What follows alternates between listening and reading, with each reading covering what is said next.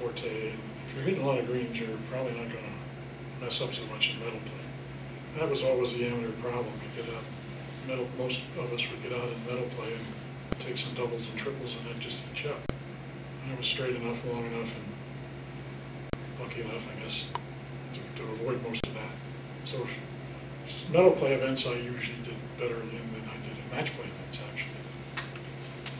But yeah, that was a good score. I don't remember much of it, frankly. I know the golf course, but I don't remember the tournament, that part of it.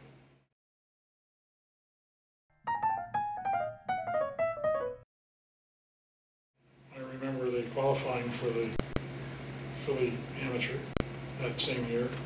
And I mentioned I made 9 on the hole. I made 9 on the 10th hole and still won the medal prize for the amateur.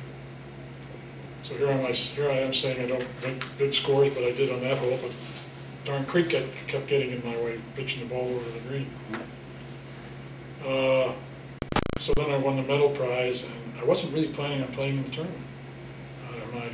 I was working for my dad, and I was taking a lot of time off, and I was going to play the following week at Pennsylvania Amateur. And so I told the Philly Golf when I entered that I was playing for the Silver Cross, which I did eventually win. And when I came in, Peg Burnett was executive director then, and she said that it would be terrible for the tournament to have a medalist and the Silver Cross winner not play the tournament. And she was right. So I called home, and my dad said, well, you take your choice, play that one or the Pennsylvania Amateur. So I dropped out of the Pennsylvania Amateur, and I told Peg that if I win this thing, the medalist prize was a case, nice leather case with 3 empty bottles for booze, alcohol, or whatever. Milk, I guess you could put in there. I said, if I win this thing, you got to fill that up with gin. So at the ceremony, there was the medalist prize with 3 bottles of gin, which is sort of neat. Now, obviously, I'm glad I played.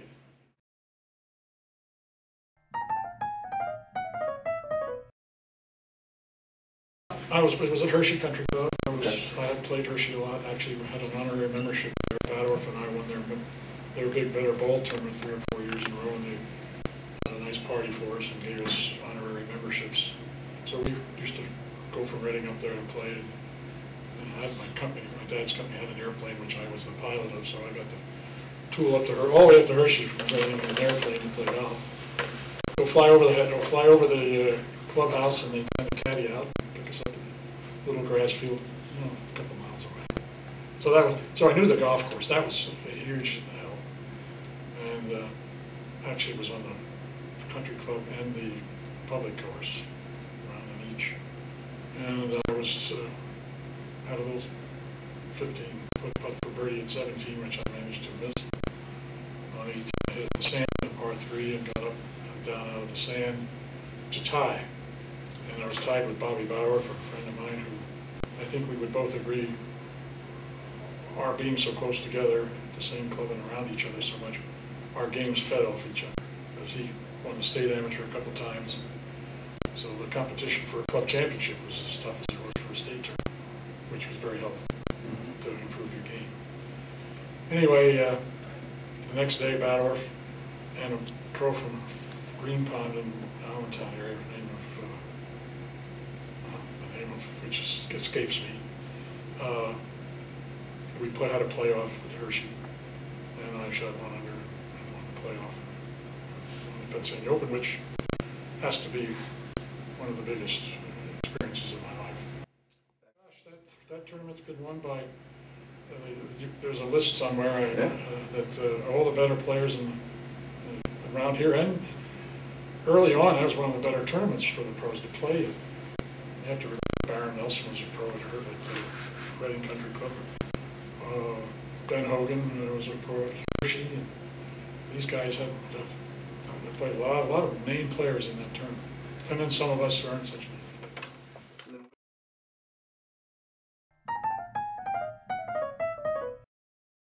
Great story.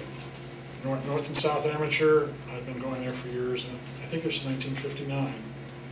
I was friendly with the manager of the club the hotel I was staying at. He called me up and said, there's a guy coming down, his father called once, is there somebody can hook up with him and help him out? He's never been to Pinehurst, he's a young fellow. was I available. Usually I was there with Bobby Badorf, but he had got touristy or something and wasn't able to go. So I said, sure, it'd be nice to have some company. Always got there a week before the tournament. So this kid shows up. We play 2 rounds a day practice for 5 days. Never beat him one time. I'm thinking of turning pro at this particular stretch of my life. And to this day, I don't know whether I'm good I did or didn't, but it won't matter. It doesn't matter now. Tournament starts. We both qualify. Make a long story short, I get to the semifinals. He gets to the finals. And if I win, I'm going to play him at 36 holes. Here's a kid I couldn't beat in 10 tries in 5 days. So I lost, and I don't think I lost. I hope I didn't for thinking about that problem. And sure enough, the fellow I lost to went on and got clobbered. The guy I'm talking about is a fellow you've probably heard of, Jack Nicklaus. That's one of my better stories. Don't edit that one out.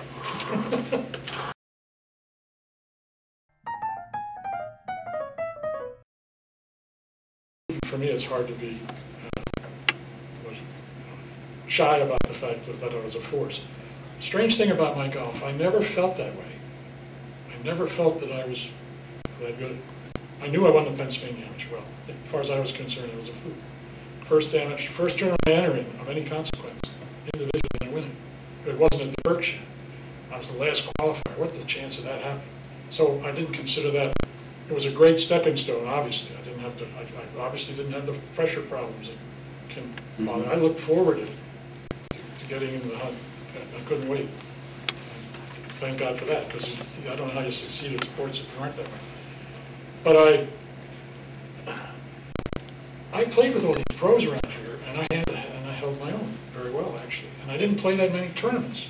If I had some way of knowing how many I entered, in that 10-year span from 52 to 64 minus the 2 Army years, I bet I didn't play in more than, I bet I haven't played in the Philly Amateur 4 times in my whole life.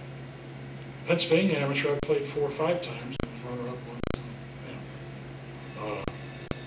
Pennsylvania Open I might have played 3 or 4 times. So I didn't get into all these, but it was expensive. It took time away from the job. I wasn't in a position where I could just go spend the money and enjoy myself. I had limitations.